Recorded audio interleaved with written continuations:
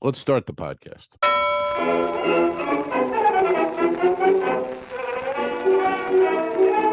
I could put you in the brig for what you've done, but I won't do it.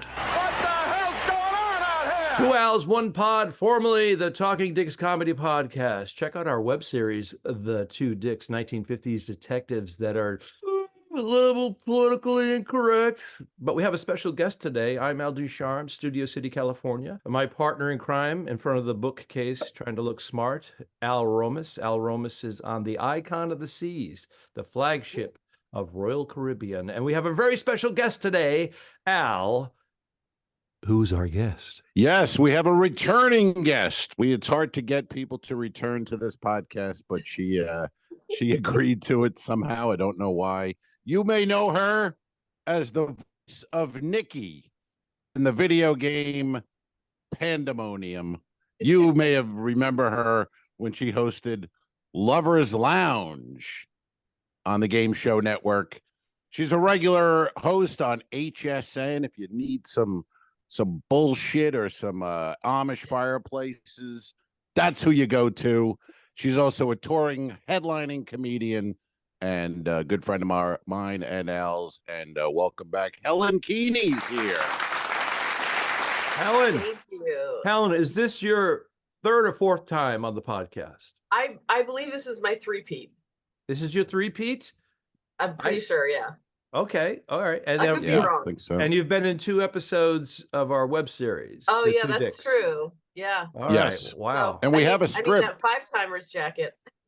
Yes, we have a script, and we have a part for you, but it's a matter of getting us all in one area and able to film it. But John Bazar wrote a script for the Two Dicks, and it is Okay. quite good.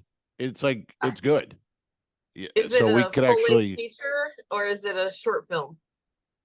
It's a full-length feature morphed into a short film. So There is some we cover a lot of nudity ground in it. scenes. Yeah, I will be so naked. He will be naked. Mm-hmm. All right. I will insisted be in on it and buy that. a ticket to see it. So at some point in 2029 we'll have that done. It's going to be exciting, and then we'll all go to the retirement home and have some milk Yeah. and cookies. Because I was gonna say, by then I'll have a lot of free time. Oatmeal. Dude, I anything want you my want. oatmeal. Sorry. but you're doing, Helen, you're still on HSN regularly. We can I catch you on am. I was on HSN. yesterday. Yeah. What is your time if somebody was like, hey, I want to watch her on this HSN? By the way, I'm so sorry about the noise.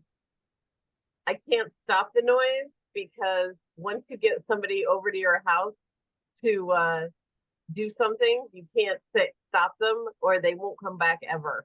So I apologize. Oh. Can you hear the noise? I can't really hear Are you it. doing your kitchen? I thought your kitchen was finished.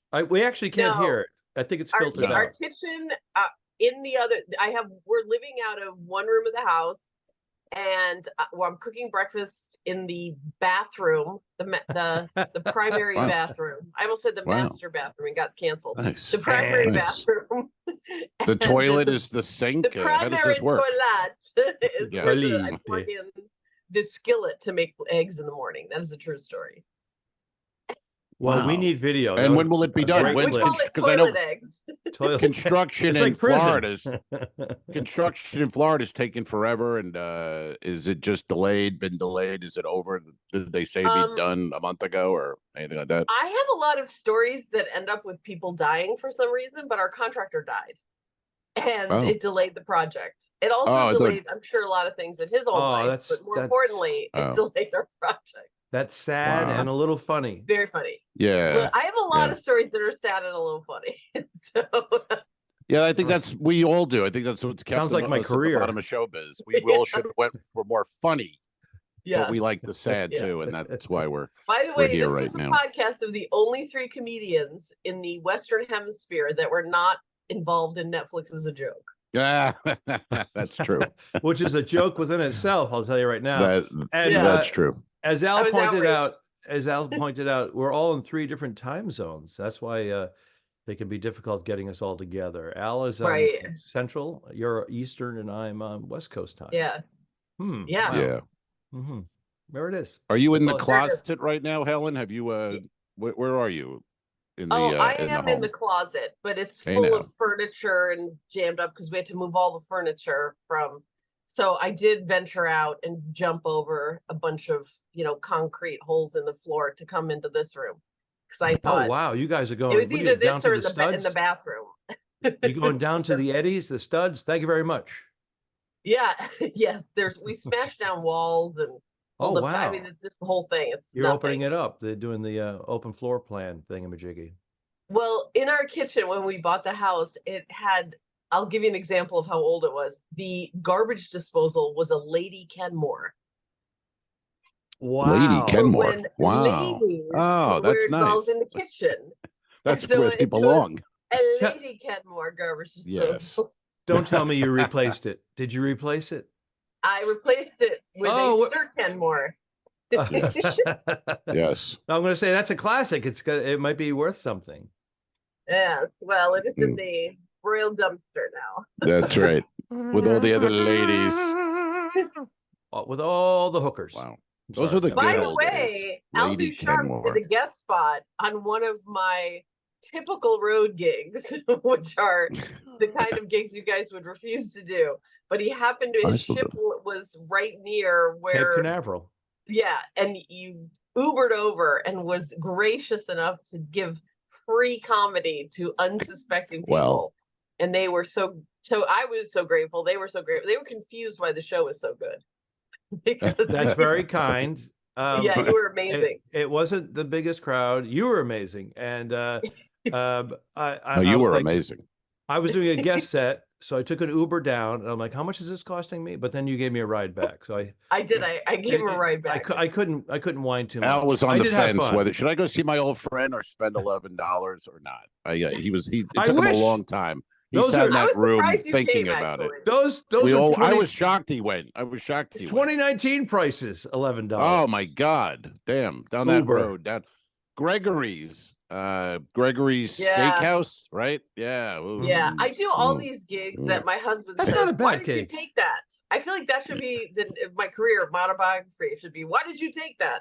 I Well, because agree. you were I agree. going but on a that's what we do. cruise. You were going on a cruise, and you wanted to get that stage time. Because yes, And so- Al Romas, you say that to me all the time. Why did you take that gig? Like, why did you do that? You say that to me literally all the time. Mr. Icon. Because no, there's a lot of I'm saying all of us, we're not, the best, but we're at a level where those gigs are for people 5 years in, 7 years in.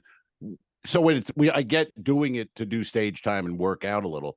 But a lot of these gigs that I see you at, Helen, I'm like, what the fuck are you doing there? They don't deserve your comedy, your experience, anything. It's proximity. It's proximity. It is You should get it. proximity, and you're very kind. But when I get a gig where I'm like, I want to do well on this because I have a future doing this, I don't want to not be ready. Like the week I did on Holland America.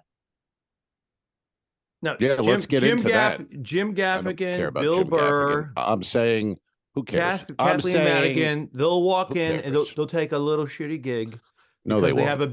they have a big show coming up. They work out their material. Jim Gaffigan's not taking a little shitty gig. Jim goes- Gaffigan he'll walk. He'll go on Gotham. That's not a shitty gig. He'll do things. He's not I taking actually a shitty. can He's not going to confirm that. Gregory's. I was in New York City at Gotham, and Jim Gaffigan stopped in and did a Right. guest spot. Yeah, And that that's was not a just little like a month shitty ago. gig. Go on Yeah. the web right now. Jim Gaffigan is at Gregory's in August 15th, 16th, and 17th. I'm going to call Jim. I'm sorry. He made a I'm big sorry. error. That's Kim Gaffigan. I'm Oh, sorry. Kim. Yeah, she belongs there. She's horrible. Oh my gosh. Kim I is can't. awful. Can't believe she's still doing this. Holland. I support you, Helen. That's I do gigs like that all the because time. Al Yeah. does those shitty gigs. I'm on the West Coast. There's nothing else. But if I get an email and I'm like, yes, I'll go. You know what? Hey, it's a Tuesday night or a Wednesday night. Yeah, what the hell? I'll do it. Right? It's 45 minutes away, and then Monday I'm like, why did I take that? So yes, Al's got a partial there. No, but that's the problem. But at the end with of the those year, gigs I when look you're- at all those little things, and there is a dollar figure at the end of the year, volume wise. Plus, being on stage is Do you really believe at this point in our lives doing that every time on stage is helpful? You can't believe that anymore. It's about memory at this point. Right. But it's not. It's not trying out new helping. bits. It's about, wow, I haven't been on stage in how many, But you don't. You're not looking for stage time in the sense. No, of, but I was trying to practice doing my show clean, and I actually did a terrible job that night at Gregory's because I lost. On the contrary. Well, I wasn't clean. I told Al, she's such a headliner pro, which we knew, but you were really bringing it. So, but that's the problem again with those gigs. If you go in with a plan, I'm going to use this gig to be clean and work. I'm going to use this gig for new material.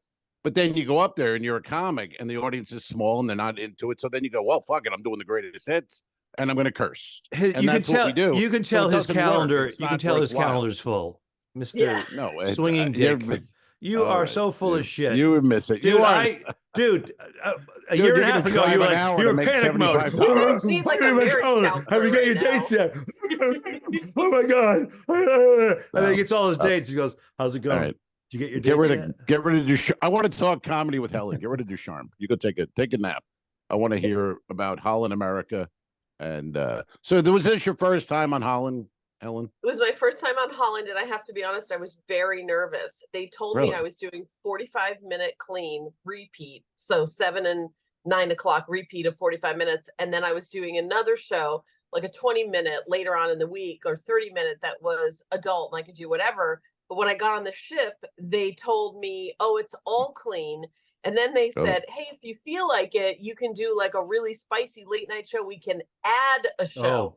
And I was like, add a show? No, you are not adding a show. I was like, I will figure it out. But that was like, that made me even more nervous that I brought my daughter with me. And then I transferred my nerves onto her and she was in the audience. And I was like, oh my gosh. I think it's because I don't know what's clean. I don't know what that means. It's different to different people. Yeah, I think on ships, it's generally, I mean, Al might disagree, but I think it's just language. You can get away with a lot, even clean, as long as you're not cursing. I agree with that. Subject matter, you can dance around it, you can dance around the subject matter. I did get a complaint, but the entertainment director said that if you don't get a complaint, you didn't do a good job. So I think 1,400 people came and I got one complaint. This makes no sense for the ED to make that. By the way, they call them EDs, which is erectile dysfunctions. But it was to say that. If you didn't get a complaint, they told me that as soon as I got off stage, they were instructed to run to the phone and call the head booker to give them a report. Because if I didn't do a good job or if I was dirty, they were going to pull my second show. Oh, Jesus Christ. Holland America, calm down, Holland America. Calm down a little bit, would you please? Really? That's awful. It's true. And I was like, what? And then she told me I was greenlit. There's like different levels of, and that I was greenlit to do any Holland America anywhere in the world. And I was like, I don't want it. As you walked off the ship. Yeah, Mr. My calendar's full. I don't want. One week hey, go fuck yourself. What calendar? I had 1 week available in October, and they did not have anything available that week. So I'm not available till 2025 now. So we'll see. Okay, you have a good problem. You had worked Carnival as cruise ship history. You had done Carnival and. Now Holland, that was the first two? Yeah. Years ago. Okay. And I don't want to knock anybody because I think any gig depends on who you are. But for me, I felt like I couldn't have a life doing Carnival because my plan is like eventually if I retire from HSN, I'll do stand up. I would say full time, but I'd love to do like maybe 10 cruises a year or something like that would be really fun. I would love that. But I'd love to do it on a higher end cruise line because the internet was $20 for the week. Yeah. And it was fantastic internet. Yeah. I don't want to be nickeled and dimed and I don't want to stay in a You know what I No, mean? there's no. You've been around long enough in comedy that you get to a point. Yeah, you want. I mean, we're not asking for crazy luxury, but No, yes, I no, don't want to live under the waterline in a windowless cabin without a carpet. You know, those kind with of no wear a name soap. tag with no so. Yeah, I mean, there's certain little things. I don't think it's outrageous. Some guys Yeah, can do it and just go, "Hey, I accept it," but I don't think you have to. You know, I think if you're you're a solid act, so there's no reason to have to experience that. I've never heard the that thing the ED told you is wild. I always used to hear, as long as you don't get any complaints, we'll work you forever. That was the whole thing. If you don't get a complaint, you'll always work. So to Was it a say you told me veteran? that there should was get one levels. complaint, Was it a wow. veteran entertainment director? Do you know what the history was? Yes, I believe so. And she was very kind to me. I mean, everybody, the cruise director, everybody was incredibly nice. Like it was, I will say, it was a delight. I would highly recommend working for Holland America. It was just really delightful. Everybody was so nice. The thing that they complained about is I did, and I think maybe Al Ducharme, you heard me do this, is I used to have this bit about Hillary Clinton, having her husband cheat on you. The bit is not about politics. It's about having everybody on the planet Earth know your husband's a cheater and what that must feel like. That's what the bit's about. So I don't say Hillary Clinton. I don't say any of it. I just talk about, like the revenge fantasy of going to the inaugural ball, wearing the dress with the stain on it, and then I make it into a pantsuit. Yeah. I just have some jokes about it. A Canadian couple complained that I was un-American. What? That was my one complaint. That's a Canadian big right couple. You were un-American for talking about.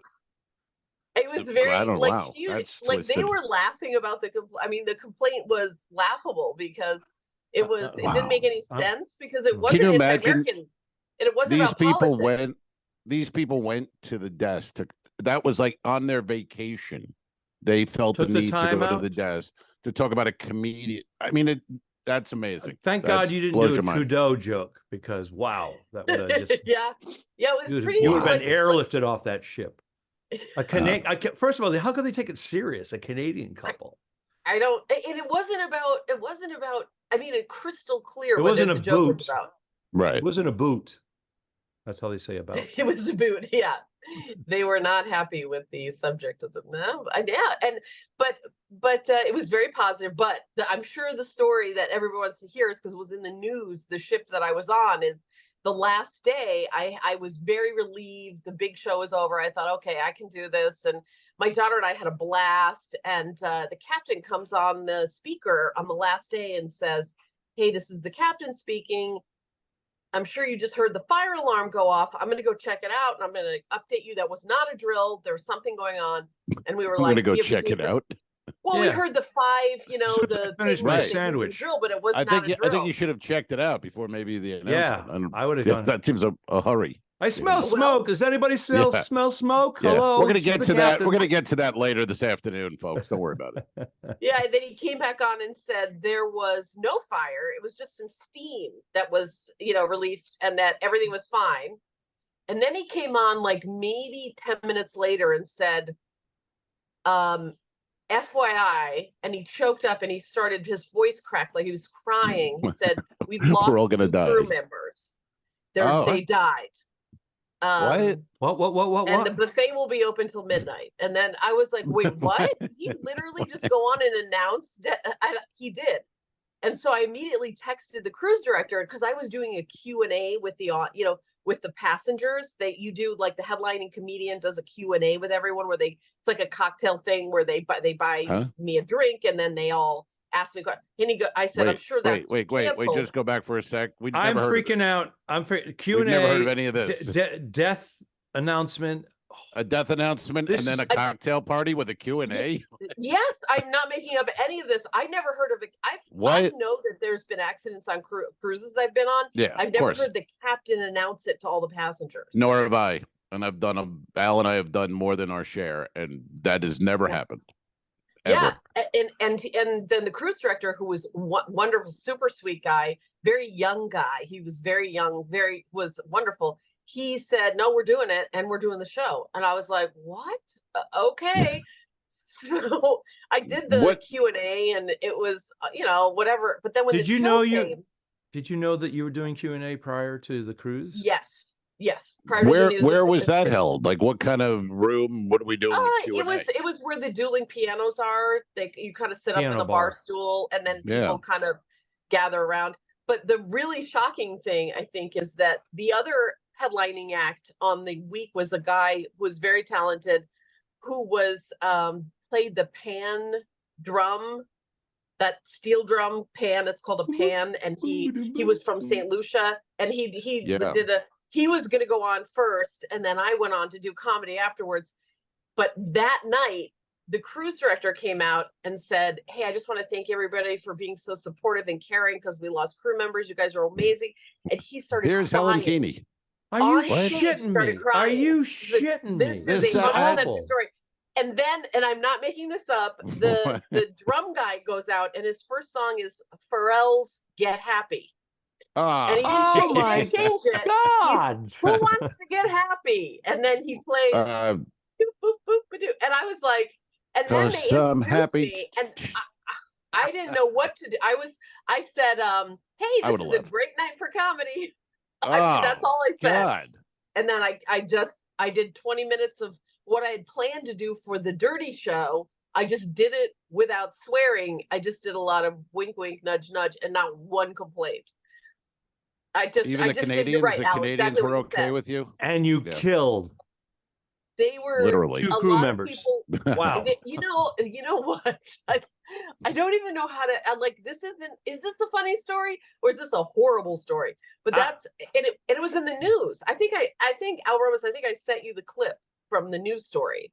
Yeah, I remember them. I know, but I've never heard. That's hidden shit. Nobody needs to know what the. I've been on cruise ships where people have died and nothing is said. As a matter of fact, the captain lied.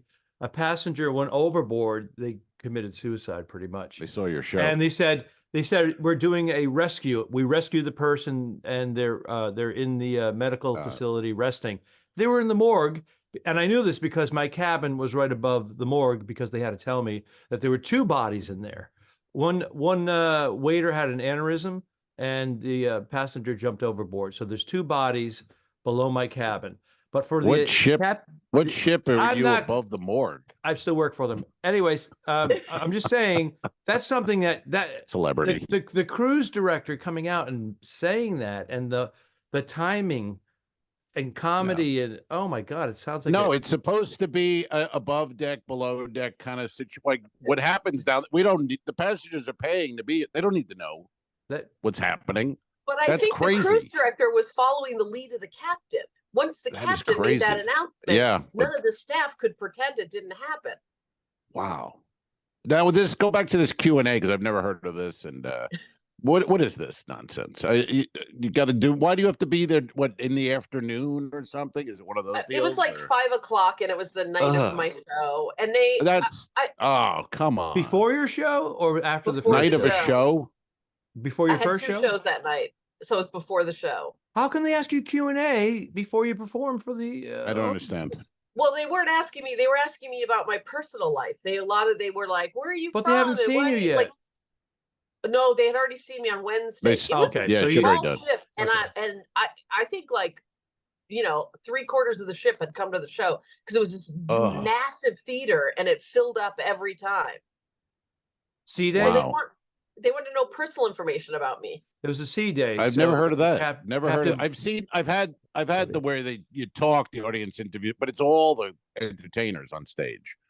But not just one person Q&A.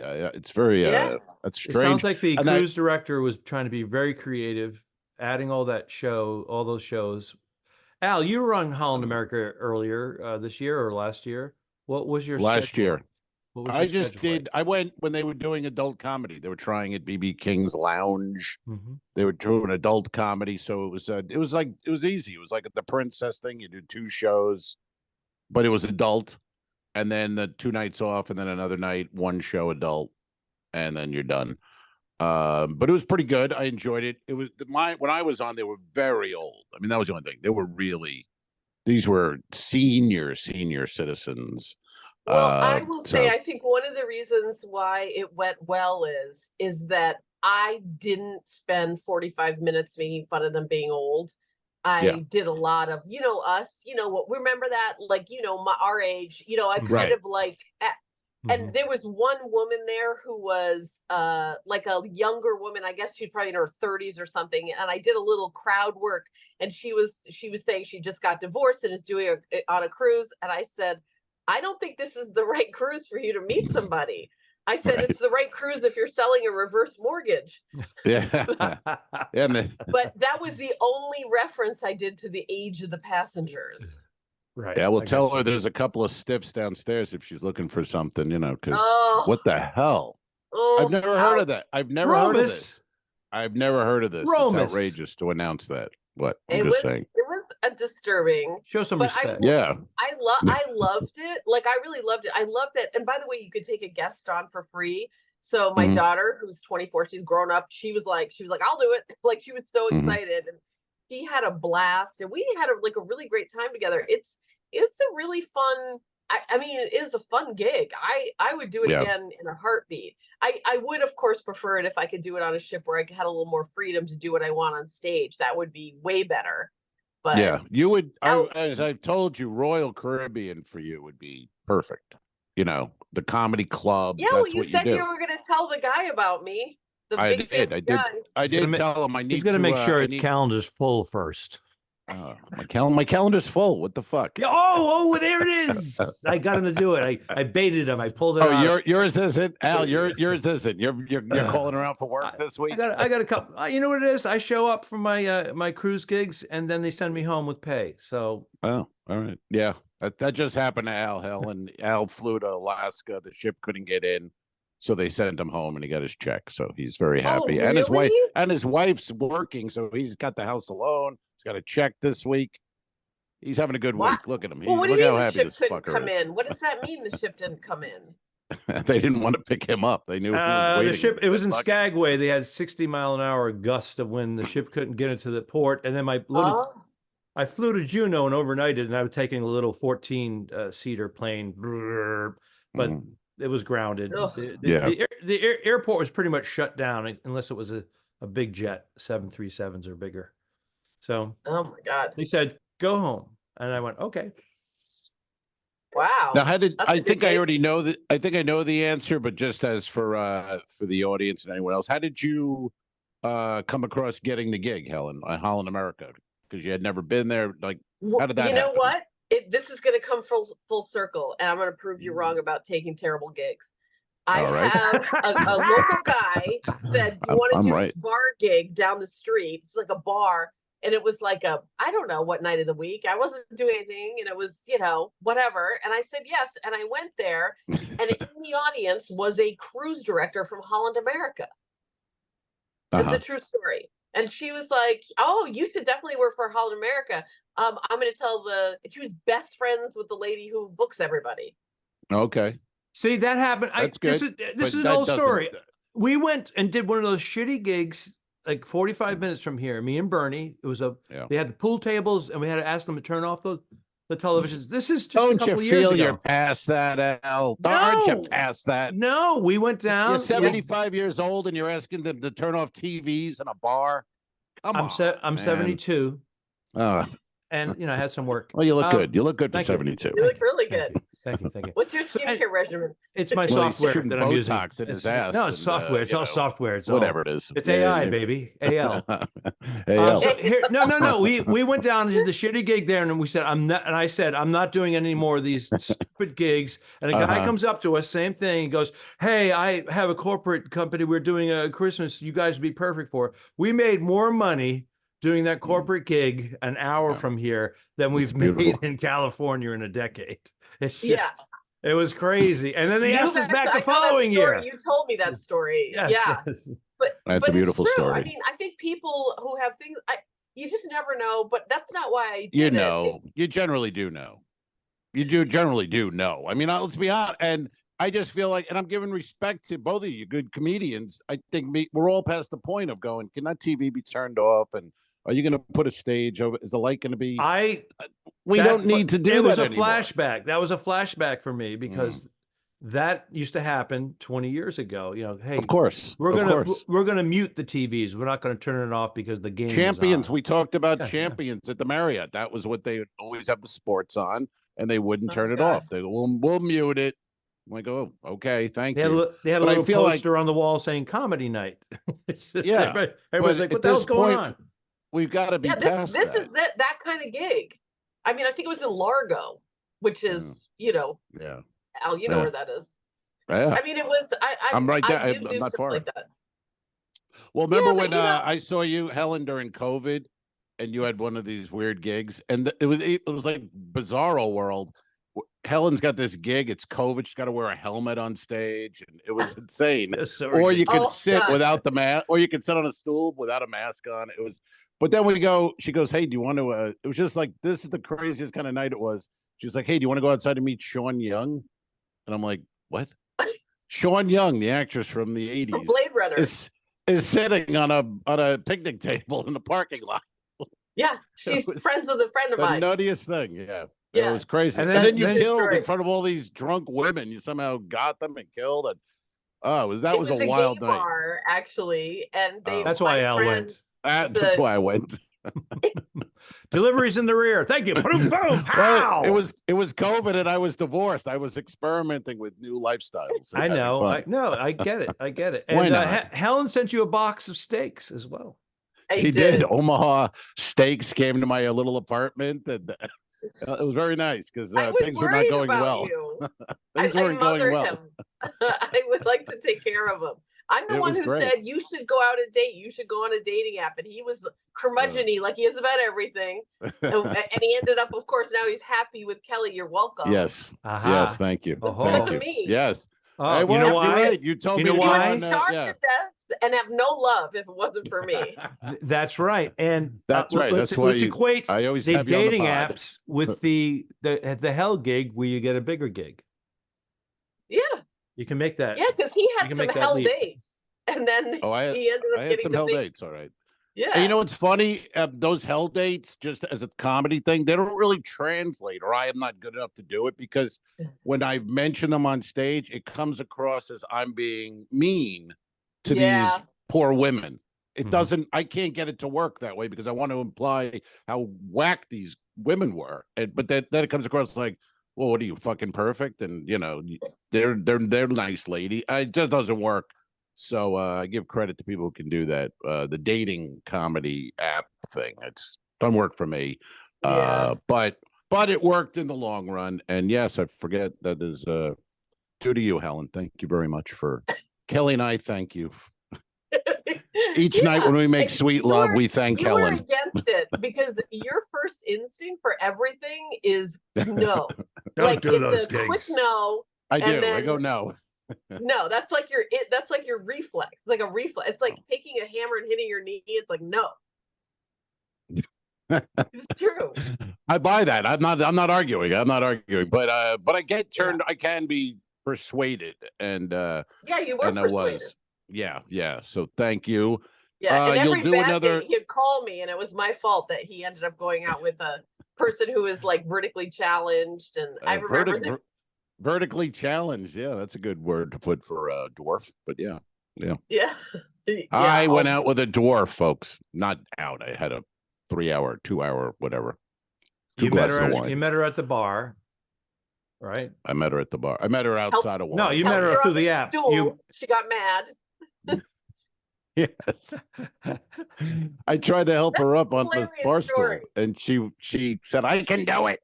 And then she took 20 minutes trying to climb up with her big dwarf ass, trying to swing it into the seat. Oh, it was We are the Lollipop Guild. Exactly. I'm so Exactly. excited to be on the podcast where you guys are canceled. It's so nice. We're I can dying edit- to be canceled. We're trying. I can edit that right out. Try weekly. Nobody but, gets this deep into it. you don't- It's- yeah, you don't have well, to- actually, because you're Yeah. on, they might go all the way. Helen brings eyes and ears. So I don't know. I have a comedy question that you guys might know the answer to. Somebody asked me this the other day. You know, when a comic does a Netflix special, somebody like Dave Chappelle gets like millions and millions of dollars. But what about the regular comedians that like get a special that are like really funny and they get the special and you're like, oh, they totally deserve it. Do they produce it themselves and make Yes. nothing? Yes. Well, they get paid, but they have to. From what I know, they'll say, we like you, you can do one. You produce it. And then we'll air it, and then you own the rights to it. On Netflix? So the comic owns all the rights, everything. Netflix will air it. If you're like a newer, unknown type comic. Netflix will put it on if you have a following. But you're not getting paid by Netflix. You're building. Really? They're putting it They're on. building They're putting it on the base? platform to build up your fan base. They like you. They're acknowledging we want you on here, but you're not getting a check from them. Yeah. But the good thing is you own it. So after Netflix, within a year, whatever you can put it on YouTube. You can do what you want with it. Oh. So you get the bump from Netflix, and you get to own it. So it's actually as good as just getting a paycheck and putting it on Netflix, where it could just vanish. You know what I mean? But how much does it cost to produce your own special? It depends how good you want it to look. And, 20 to 50 grand. Or less. I mean, some guys, there's guys who've done good ones where there's a guy I saw, and he had a small theater, and he had the cameras like in the 15th row because he didn't sell out any tickets, but it had 3 cameras, and the way it was shot, it looked like a full theater, sounded great, and so I don't know what that cost was, but it was pretty good. So. I mean, if you have the right cameras, or rent the cameras, or have a production company give them a flat fee. Some people have friends that will do it for a pittance or zero, so it all depends. But it's all about that broadcast quality of camera and sound. Sound is really the most important thing, actually. Yeah, because it seems like there's so many comedians with Netflix specials. How does Netflix even know who to pick? That makes more sense if they just send them in. Yeah, their agents pitch it, and then they look at their following, and you have 2 million followers on Instagram, and you want to produce it yourself. We'll air it. We'll throw it up there. It has to meet their criteria. It does have to meet their criteria as far as what you're shooting in. Right. It's got to look professional and look good. Yeah. But I like the fact, I kind of like that almost better than just getting a check and they put it on and vanish it. You own it. They're airing it. It's pretty good. So, and you get the bump from Netflix. People got to find you too. What's that? How many road comics have 50 grand to do their own special? Well, there's not that many road comics on Netflix. Yeah. The guys who get it and the girls who get it who aren't, we might not be like, oh, who are they? But then look them up. I think they're probably doing very well. Yeah. They're not road comics. It's a different world now with social media and your followers. Yeah. How many views do you have? How many followers do you have? It's But as we know, and there's a lot of even big comics are putting them stuff on YouTube. They're just filming a special themselves and putting it on YouTube. Yeah, I noticed that. Why would they put it on YouTube and not on Netflix? Because everyone doesn't have Netflix, and you get lost on Netflix. If I go to Netflix, I'm going to look for Chappelle or whoever. I'm not going to find Al Ducharme's special at the bottom of the. It's not in the top 10, or I don't know who he is. Yeah, so how are you going to watch that? You know what I mean? But YouTube, it's just everyone just scrolls and clips, and I mean, there are guys on YouTube that have 10 million, or not 10 million, say 1 million views for their stand-up, and they're road comics. I don't know if they're selling tickets with it, but they are road comics. Well, that's so you can get those views. That's how Mark Norman broke through the ceiling. He actually was turned down by Comedy Central and Netflix, and then he produced his own. He already had a pretty good following. It tripled and quadrupled, and then they wanted him after he proved himself. But he was making all that, benefiting from the views and selling out comedy clubs and then small theaters, all grassroots. Yeah, it's a different day. I mean, we had Mark on, and he told the story, but it's a different day too with these guys where. It's like, remember we used to call YouTubers, people that they were YouTubers, they're like stars. Yeah. But that's kind of the way comedy is now, because people are selling out theaters, but it's not really based on their comedy. It's based on the podcast. You know what I mean?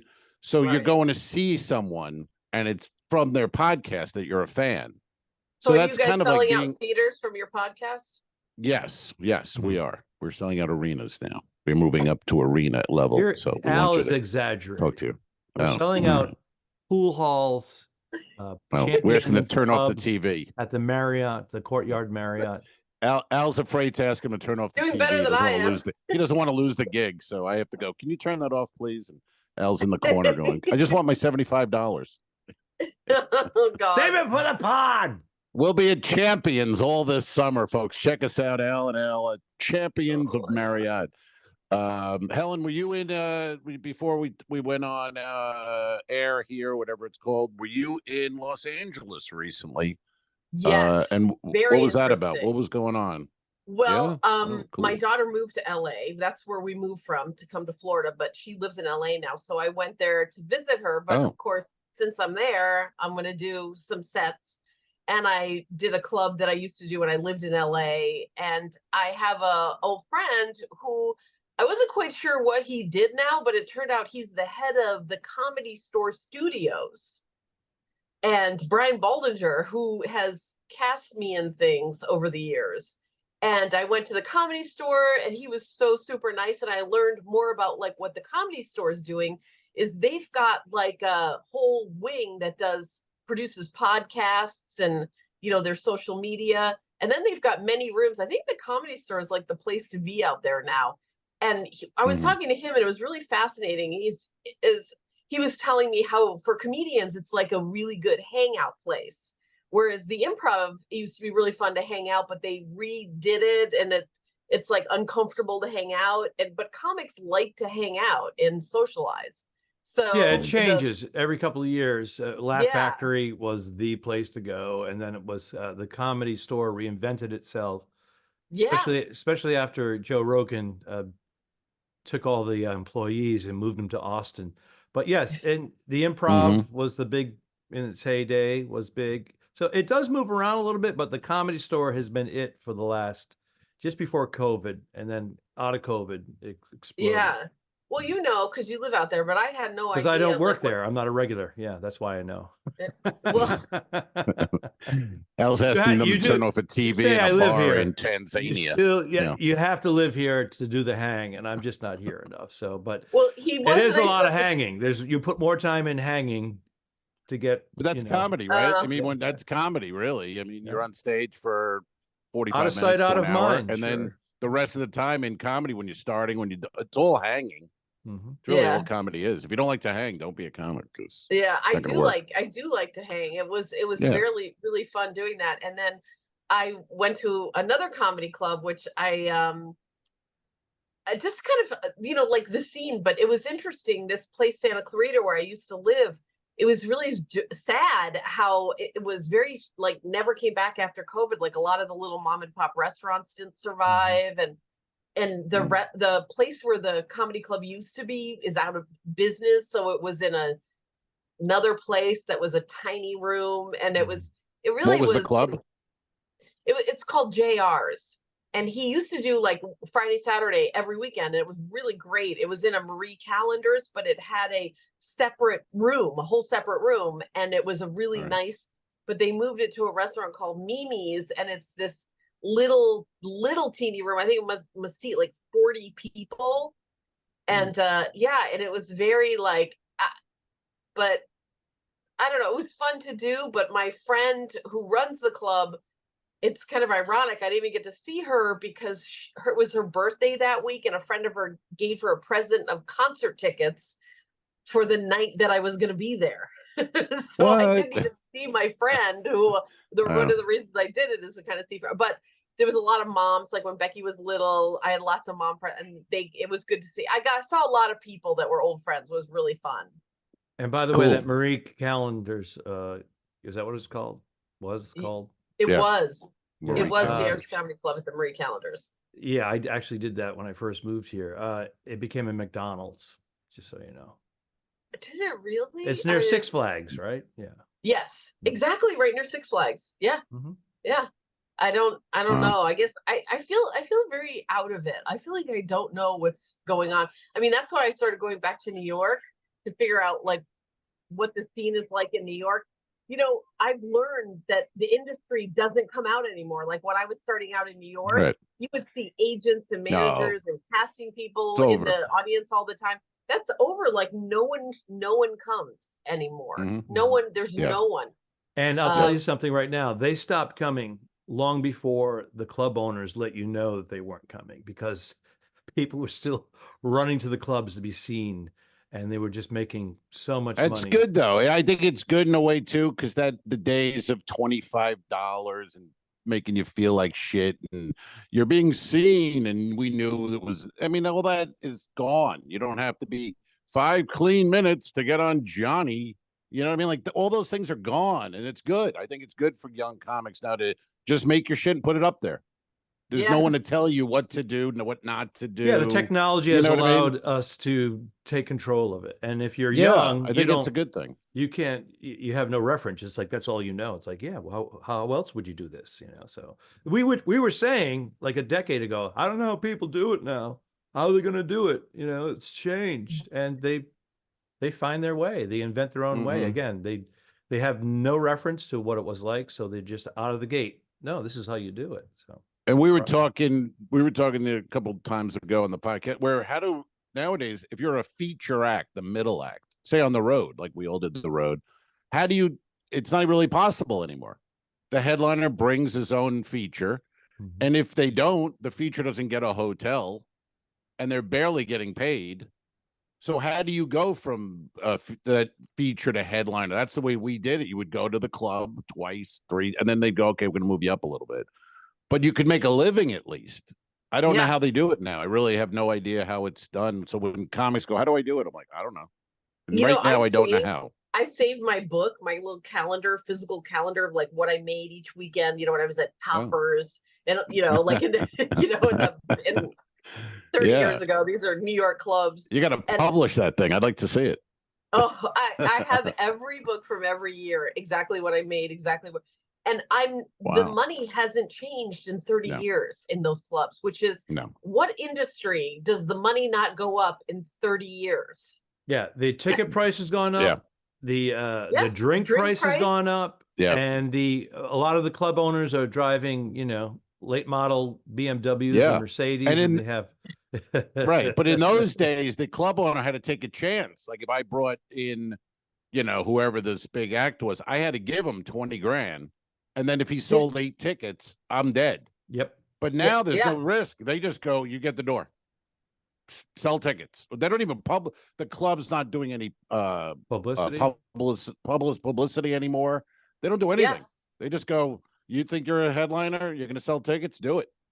And a lot of guys are doing it. But that is completely 180 from when we were starting. And they would, you know, they remember like sometimes you go to a club and there weren't a lot of tickets sold. And they'd be like, oh, you didn't sell tickets? Like, it's not my job to sell tickets. That's your job, the club. You know, and now it's reversed. Now it's all on the comic. Yeah, it's very well. That's what I liked about cruise ships is that it was a packed audience, right? And you know, maybe the second time you perform that week reflects on how you did, but people come out and you know, right? Yeah, no, exactly. You know, we don't have to sell tickets, and you get paid. Now imagine Al was going to a club in Alaska and there was weather and he went home. He's going home without a check. So this way he gets to pay the airfare. Right. Yeah. And somehow they'd blame him for the weather being shitty, you know. So the cruises that way, or it saves you, and you always have an audience. And you know, these are packed rooms. So that end of it is great. Did you perform anywhere else in LA? I did. I performed at the Comedy Chateau. I'm sorry. Oh, and yes. No, seriously. I'm sorry. That sounds horrible. You know, Tom Dreesen went on before me, and then Jimmy Brogan went on after me. Oh, did Tom talk about Sinatra? It was an interesting mix. They had a lot of. It was all young, new. And then there was a couple of veterans. It was I actually liked the place. I actually liked it. I didn't. The Comedy Store, my friend did get me a spot, but I couldn't do it because he got me a spot the day after I left to come back home. So I was sad. I didn't really give him any notice. I didn't quite understand what he was doing and how powerful he was. I think I just was like, oh, my old buddy, you know, like I connected with people. I don't know, but you know, there's no point really in me. I didn't call the Improv. That used to be my home club. I don't even know who books it anymore. Yeah, I don't it's know. all new people. Yeah. It's all new people. They probably have no idea who I am. So it would, you know, but I could have made more of an effort, but But you're also visiting your daughter. So I was there to visit my daughter. Right. Yeah. Exactly. You said, hey, well, I'm out there. I'll bop around a little bit. I'll bop around a little bit. I'm not going to be but I did learn stuff. I feel like I learned stuff, which is good. You know, I always like to know what's going on. And, you know, it's so funny because my phone's been ringing a little bit. I had this manager in New York call me recently and asked me if I was available to do this gig in New York, some hosting thing. And then a casting director reached out to me through an old agent who I'm not even with anymore about a series, John Hamm's new Apple TV series. And none of these things, one I wasn't available for, the other one never sort of panned out. But I think just going to New York and LA and posting about it and I feel like it does kind of get you out there a little bit. So people are like, oh, I remember her. She's still alive, you know, kind of a thing. Maybe. Right. Yeah. I don't think it's a coincidence, you know. It doesn't hurt. I mean, it certainly doesn't hurt by any means. And yeah, that's a good way to, you know, people remember and see you. And, but I think it was more on social media. People go, oh, she was in New York. Oh, she was in LA, rather than actually physically seeing me. I'm curious about this comedy chateau. What's going on there? Tom Dreesen and Jimmy Brogan. What is this, comedy in 1968? I mean, I'm just asking. That's an Isn't elderly, Dreesen like 74? That's an elderly Earthquake lineup. did a show there. They have a little smaller room. Earthquake did his own show, like on the next like Tuesday or something. So I was like surprised. I mean, he was like a very big comedian, funny, and there was other people on the show, on his show. It was sort of his show. I'm not sure if he hosted it or headlined it, but there was other people on it that I had heard about, you know, that were, oh, that guy's been around for forever and he's good. And so I think. Did you watch the show at all with Jimmy Brogan, and did you see him? Yeah. Jimmy always does well. He always does well. He does well. I know. Well. But you know what? He's funny. I know. But you know what? Here's the thing. It's like he's like labeled like, oh, he's the king of crowd work, and all he does is crowd work. And it's fine, but it's very tame, safe, old crowd work. I mean, to me, I've seen it just like that's the king of crowd work. I mean, I don't think he really. I think he's like basically retired. I think he just goes there to feel people around him. And Leno wasn't there. I didn't know he went anywhere without Jay Leno. Leno wasn't at the chateau. No. Oh, okay. No, Jimmy will pop into some Jimmy of the Brogan is there like every Friday, every Saturday. Well, he's there every weekend. Yeah. All right. Yeah. Well, you know what happens when the culture changes? You know how it is. You work one club, whether it's the store, the Improv, and all of a sudden there's a change of bookers, and then you're like, oh, I'm not getting as many spots as I was getting. So you start going out, farming out other, you know, the chateau, as you say. Now, the reputation of the chateau, I've never stepped foot into the place, but the reputation is, oh, it's mind games and whatnot. But then some bigger names go in there. Earthquake, who was mentioned like 3 times during the Tom Brady roast, by the way. Yeah. Referenced. Yeah. It was referenced. Cat Williams had a lot to say about Quake. Yeah. Yeah. By the way, can I just say Nikki Glaser was so amazingly funny. She killed it. I love that she killed, because that's such a boys club, and the fact that she was far and away had the best set. Her and Tony Heathcliff, right? They both had the sets on the night, I thought. But she came out strong. But it shows you again, Al and I were talking about this last week. It shows you again the vast world of entertainment where she did great. And then the next day people were acting like she was an overnight star. Like, who is this girl? She was fantastic. That's always the case. I'm now a Nikki Glaser fan. She put in her 15 years, and then she has a following, and she has a huge following. And then all of a She has a sudden, huge following. She sells out theaters. Yeah, but and then all of a sudden, now boom, she's international almost. I know, but I'm saying it's so big that you can be huge. She hosts shows. She's got a and yet people are acting like, oh, who's she? I'm a fan now. It's Yeah, like, I'm what do you mean, backing who's up what she? you're saying. I'm saying she's already had it all lined up, and she's been very successful and a millionaire. She's had shows, and all of a sudden they're going, "Wow!" Out of nowhere. No, this is her third major roast. You know, she's primed. She's a sharpened tool.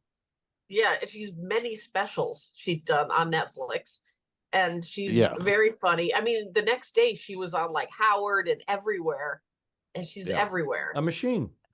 She's a Yeah, machine. but now. she was ready with 1,000 more jokes. Yeah. But again, she is a known quantity. It's like, you know, that's the thing. People online are like, she was great. This girl, I'm going to follow her now. It's like, where have you been? Because Where if have you been? you have an enormous amount of followers, 1 million people, and all of a sudden 50 million people see you. They're like, who is this That's person? my point. Yeah. That was my point. The I'm backing vast you up. Vast I'm backing you quantity up. of entertainment is my point here. That's what I'm saying. Yeah. Yeah. Well, Yeah. you're a What- genius. Thank you. What's coming up for finally he admits it. What's coming up for Helen Keaney? Where do we see? Where are you, Helen? If gonna be you at the knew Largo? Helen like I knew Helen, wow, gotta- it's Rip Torn. Rip Torn? No, Rip I Taylor. actually have Rip something Taylor. to say that where I'll be. I'm going to be headlining Side Splitters Saturday night. Oh, there's This a good Saturday gig. night, May 18th Is at it? 6 p.m. Maybe the hottest club in the country. It Yeah. could be. If you listen to podcasts, the comics who are really being who are killing it out there talk about Side Splitters as their favorite club, the best club in it's Tampa. True. It's true. Is he and being I'm facetious honored now? to I don't be know what he's one of saying. the No, headliners that no. works there. No, the BT, the Booker owner now has turned it into really, I mean, where like I'm listening to Rogan and he's got guests on, they're talking about Side Splitters Yeah. and Mark just how Norman. great Oh, yeah. Side Splitters is. Yeah. All those guys. Norman had his bachelor Bachelor party party at there. Side Splitters. I knew that. You know. I knew Yeah. that. So it's a big- I will say it. I don't want to say there's not a lot of women that work there, but there's more women working there now. There used to be like April Macy and maybe Lynn Coplitz, and that was it. But there's more women working there too now. He's booking a few more women. I mean, not a lot. Yeah. He's Like- doing a good job though. He gets it. He knows He does who's- get it. He's doing an amazing you know, job, Yeah, he figured really it did. out. especially booking me. Yeah, it's great. It's great. I'm honored. Um, I'm very yeah. honored that I work there. I saw him whenever it was a few months ago, and I just told him, I go, it's amazing what you've done to this club, where it was just a, kind of an older Tampa club. And he went the other way, he brought in younger, big podcast comics and good comics Yeah. and still, bringing you back. I got offered one, but I couldn't do it. But it's just good to have that club again for us. Oh, yeah. And where the improv in Tampa went, just kind of went away in a sense. It went, And the Wesley Chapel you room know. is getting some really good acts too. yeah, the movie theater. Yeah. Have Yeah, you been there? I have. I Yeah. did it once. It was not Yeah. as bad as I thought it. Look at I was look worried at Al, about the look at movie him. theater setup, Yeah. but everybody was nice. Dude, it's a movie theater. You're on stage in a movie I theater. had I've fun. done many I of had those. fun. I've done They were out here. nice. It's common. It's common. Okay. Yeah. I hate it when they play the movie though. That's tough. That's a tough one. Yes. Well, Al asked them to turn off the movie and they say no. They It's kind of like mute it. Champions, but a larger version. Could you turn down the Doom movie? 2 Just- playing in the background. Well, we'll muted. mute Yeah. mute the dialogue, but we're going to leave up the subtitles. We're still playing them. We're playing Schindler's List while you're up there, buddy. So fucking do it. Yeah. Oh my that god. was the only thing in color. Thank you very much. Yeah. So no other cruises lined up right now, Helen? Nothing on the books?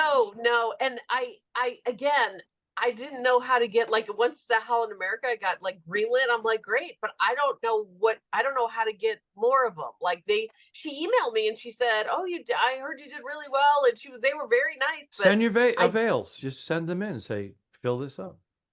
okay, but- But I know your schedule's a little kooky right now. But who's It the is. booker? Is that there used to be a woman booker there? I forget her name, but is that the same Cheryl. person? She's still there? Cheryl Yes. runs the whole. I would just from what I email her understand, your- She runs the whole thing. She's I bet you right now is your fresh in their mind. You did a great job. I would just send my avails. Strike while the to her. iron's hot. Yeah, and just go, this is what I got open. Would love to work. So, Yeah. Yeah, I have 2025 open. Oh, so wow. If he picks a Sorry. week, I'll work around it. Whoa, I didn't realize But I just can't. I just can't. I actually have a gig in 2025. Al Romas, I got to tell you about it because I did. I think I messaged you about it. It's a very good gig, local gig in January 2025. I booked it. Yeah. Oh, very Palooza good. Comedy Club. I'm sorry? I messaged you. Oh, about that's right. Yeah, I know the guy, Rob. Yeah. Churchill. Somebody. Rob Churchill. Boston did you guy. email him? I did. Yeah, he said A Boston guy. it didn't work out. That's my turf. Yeah, I tried to hook it up. I didn't have anything that worked with him, but he goes 2025. We'll do it. So Marco Island, I believe, or somewhere around there. I forget where it is. Sanibel. Yeah. Hook me up. He's got Boston background. We can come down and shoot an episode. Helen can be the woman that's in the distress. What is she? In the role of the woman. What is it? No, we're interrogating a woman. So. Oh, okay. Yeah, that's me. Yeah. I got wigs too. I can put on a wig. Actually, that's not a bad idea. What if maybe I can get me and you the gig? Well, it's gonna. I imagine it doesn't pay much, but whatever. We'll. It's about covering. I already booked the gig. You could come down and feature for me if you want. When are you? Well, I will. I've gotten some of my biggest gigs by featuring for people. Yeah, that's how it works. Sometimes if you take shitty gigs, people see you and they can give you better gigs. For oh god, now I can't remember his name. He's the opening Ed McMahon. Ed McMahon. No, he's Sebastian Maniscalco's opening act. Pat McGann. Oh my gosh, I'm terrible with names. He was very funny and he sold out the Capitol Theater and I opened for him. I haven't opened for anybody in forever, but it was a fantastic gig. I would do. Is that amazing? Is that amazing? Though that me and Al are comics been around forever. I don't know the name. I don't know if Al knows, and he could sell out the Capitol Theater. That's amazing. Yeah, because he was Sebastian Maniscalco's opening act on the road. So Sebastian's selling out Madison Square Garden. All those people who came saw him, and he capitalized on that. He's a funny guy, nice guy, and did a great job. Good for him.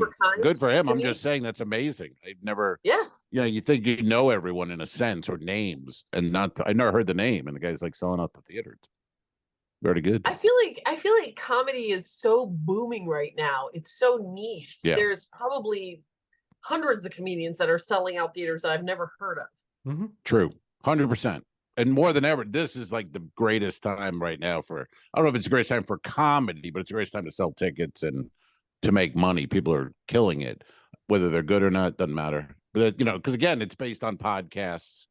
A lot of it, ticket sales, a slingshot out of the pandemic. Still, there's a residual effect still with that. People are like, I'm not doing that again. I'm going out to see live stuff.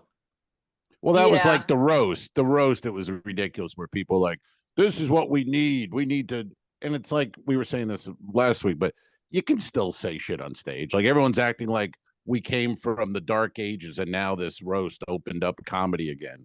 And we can all curse and say things. It's like it's been that way. It's been fine. I think it's helped. I mean? It's actually. But no one did. You really lose any material during? I think to be canceled. A couple of years ago, maybe a word or two. It was in the dialogue. It was an issue here and there, but it actually helped stand-up comedy because people don't want to be told you can't go see comedy because it's politically incorrect. So it's like, what are you talking about? And more people came out. I've been told that there's a bit in my act that when I did a show in LA and someone in the audience was like, found it offensive. My second husband's Mexican and I have jokes about him that are all true. They're true stories. She was offended by it. She was a white lady offended by that. And my daughter is half Mexican and I have a joke that she wrote, that she did something she literally did that I'm repeating.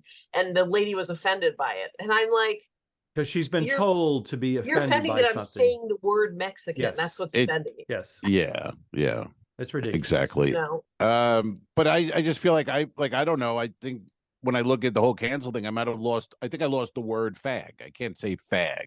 You call me fag all the time in my act. You're a fag, but I'm saying on stage I can't say it. That's the only thing I felt like that was it. Like out of all the cancel, if that's the worst, okay, I'm fine. You can live. You know what I mean? Yeah. Like I don't. It wasn't that big a deal. So you can live without fag, is what you're saying. Right, but you can't. Well, I don't like to live without them, but I will live without the word on stage. But Yeah. do you know what I mean? Like if you felt that, Helen, where you're like, oh boy, I got the handcuffs on now. I can't say anything. It's so dicey. I was starting to think that I wasn't allowed to tell my personal story because it offended people. Really? I had to be careful of moving to LA. I have a joke that I moved to LA and I married somebody who's Mexican because that's what they had in stock. Yeah. I mean, it's. Why is that any problem? I don't know. Like who has a problem? I don't know. I mean, I'm marrying this person, so obviously I'm a fan. Of course. This is and what I hate to say it, you did say it though. Slam. It's usually a white female. It was a white woman. It was not. I have never had a Mexican person be offended by me saying that I married somebody who's. Matter of fact, I will say the opposite. The jokes I'm doing are really detailed in the culture because I was living in it and part of it. Mm-hmm. So they were like, "Oh my God, that was so funny," and the way But I don't want to. I personally don't like offending people. Like I don't like people to leave my show and be like hurt and upset. But I don't understand why a white woman would be upset about me and my personal experiences being married to somebody from that culture and the jokes I do about it. It's not because they're dumb. It's just because they're clouded. There's this thing up there that's telling them they're programmed. They're reactionary. It's me. They're dumb. But you don't think they're dumb in real life? I mean, honestly, I don't think a smart, intelligent person's going to go, you know what? She married a Mexican and said it. I'm offended. That's not a smart person. That's a dumb. I think that's just. Obviously, I have a lot of jokes about it. And you guys know what the jokes are. I'm not going to do them here, but it's. We'd like you to do your act right now, if you would. Yes, please. You have 10 seconds. Coming to the stage, ladies and gentlemen. Well, I did one of the jokes. I mean, I just did one of the jokes. I mean, I don't know why. It's funny. I'm not sure which joke. It's not. I think it's just that I'm talking about another culture, and I also, I'm half Jewish, which I have a bit about 23andMe, where I get the thing back and it says I'm 49% European, whatever, 51% Jewish. And it's literally says that on the 23andMe. And I wrote a whole bit about that. I was doing that bit at a club and some guy in the audience yelled, "Go back to Israel." Well, you got to work better clubs. Yeah. You got to get out of that Largo area. You may want to have them not mute the TV when the game is on. What the hell? I was like, "What are you kidding Wow. me?" Wow. I said, yeah. Well, we had a guy the other night. I was telling Al, I'm working with Paul Gatta. You know Paul, he's great. Oh, I love Paul. Good of course. And he does it. He works in Vegas. When he's not here, he's at Mad Apple at the New York hotel. So the other act, Simeon, introduced him and said, he's a regular in Vegas at the Mad Apple, and we're lucky to have him here with us live. And Paul Gatta. And he gets on stage, and a guy in the front, just this angry, bald, fat guy with a cane, just staring. Like he was the worst audience member I've seen in years. And he just looks at Paul and he goes, "So you washed out of Vegas and now you're here." And he hasn't even said a word yet. It's like, what? You know what I mean? What is that? Why do people do that? Is that even a heckle? Like, what are we doing? And that's on the Icon of the Seas, like on the Icon, the best cruise ship on the planet Earth. Yeah, I mean, that's the mentality. A very tough gig to get. At a comedy room, that's your mentality, to go to a comedy club, sit in the front, and then shit on a guy who hasn't even said a word yet. You might be seeing the funniest man ever. You don't know. But that was his, so you go, you know what? At that point, I don't know. So I went up after that. It's funny because that one little thing can throw you off for the first 5 minutes or so, because you want to kill them. You want to strangle them. But what did Paul do, Al? He ignored it and went and started, and his beginning is so great. He is so funny. He overrode it, yeah. And by that point, it was like moot, because you've proved this guy wrong, and a lot of people probably didn't hear it. He didn't want to repeat it as the opening, because then you're in a weird spot. What did you say? Yeah. What's that? He did like what a pro would do. And then I went on and I saw the guy, because he had told me, he goes, "This guy's a fucking asshole." And I'm looking at the guy. He didn't say anything to me, but he just was glaring. It was no laughter, just glaring. And it's like, what are you doing here? I don't understand. Well, who's on the cruise with you, first of all? No one. I mean, this guy, and then to stare with a cane, like, "Oh, fucking hit you with this." But sometimes that's the audience, Maybe People he don't, wanted to be really. a comedian, and it was his Maybe. dream, and he never Yeah, had the except courage to try, and he wasn't just wanted funny, to but make yeah. it somehow be like he's not wasted his whole life. Maybe his Maybe. wife had an affair with a comedian. It could have been Yeah. any of those Oh. things, right? That might have been it. Yeah. A Japanese comedian, perhaps, or Hawaiian, and yeah. There's only one. Hey, I wanted to ask you, Helen. Next time we get you on the pod, we got to have you back. I want to see that book with the money. I want to know what I made or you made in Harrisburg in 1990, whatever it was. Or I got to know what that. I got to know what that price was. I think I made $400 featuring. that's more than you make now. That's, I think that's pretty good. not I was just- going to say I don't think I made $400. You're right, though. When you Headline. said the money, I don't think I was I made headlining. so much more money featuring back Yeah. in the day. I bought 2 properties. I always my had a God. nice car. I think headliners made 600 and the feature made 400. Was I middle? Something. Was I the middle act in that? You were No. opening. I was. Wasn't there? Or were you middling? You were the feature. I feel like I was the feature and you were the headliner. Okay.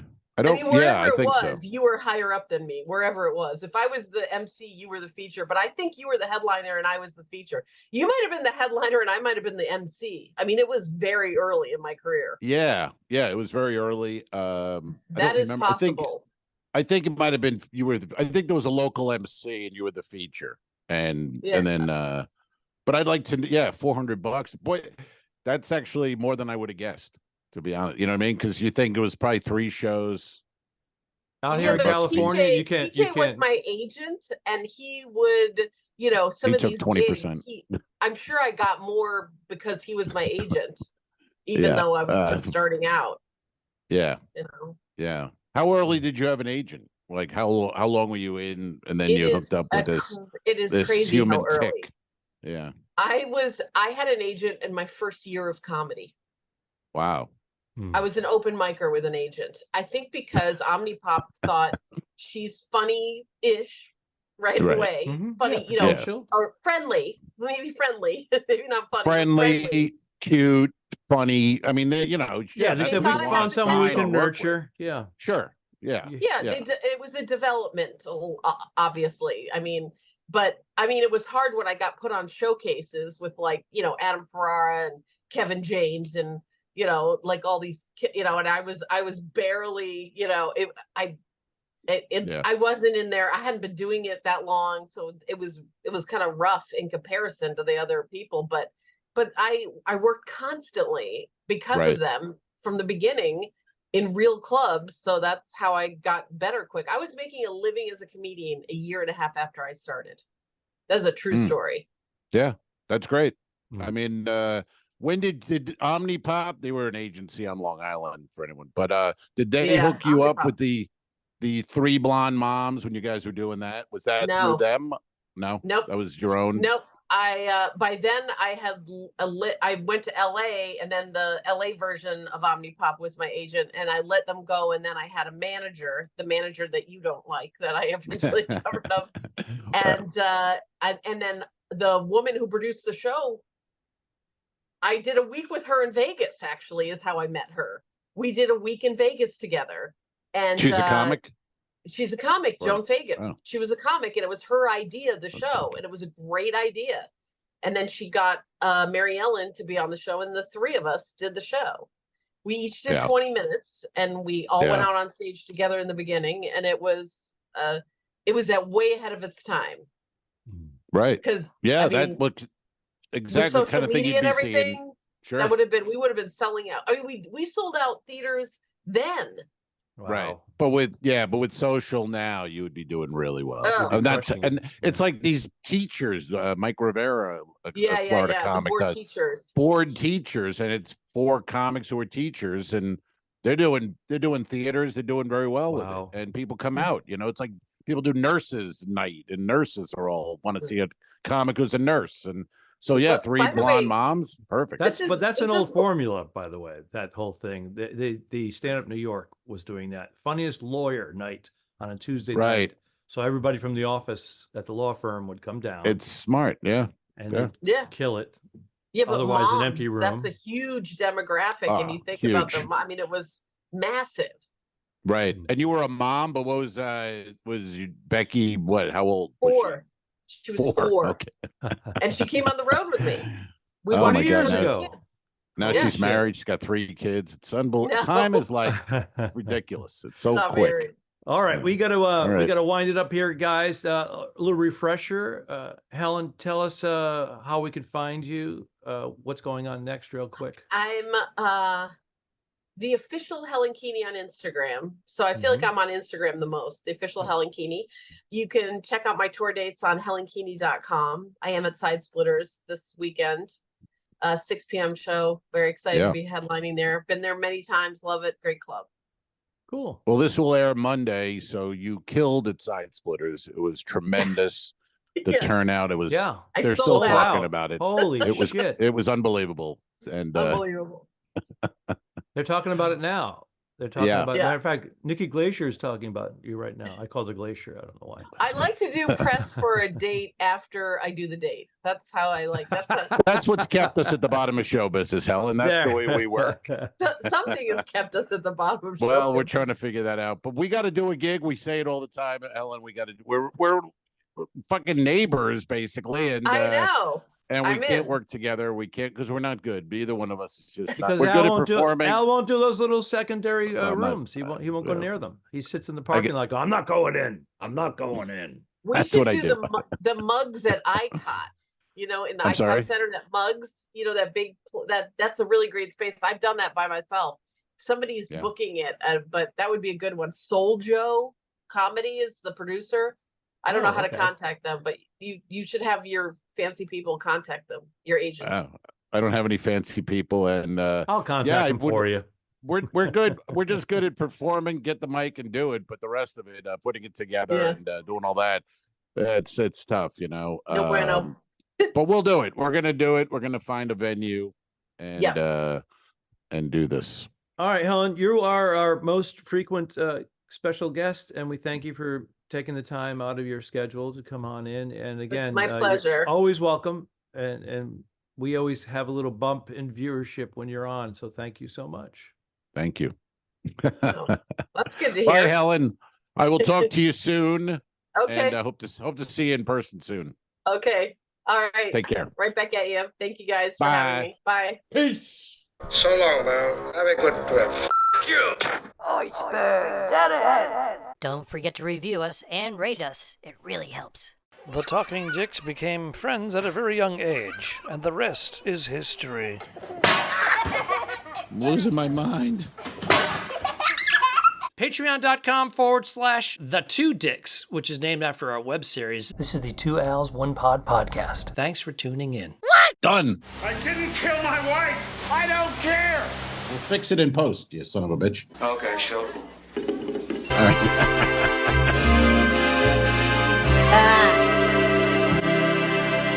Subscribe. Mary. This was a horrible mistake. Go to patreon.com/forwardthe2dicks. If you shoot me, you won't see a cent of that money. Why? I think it ends on that. That's beautiful.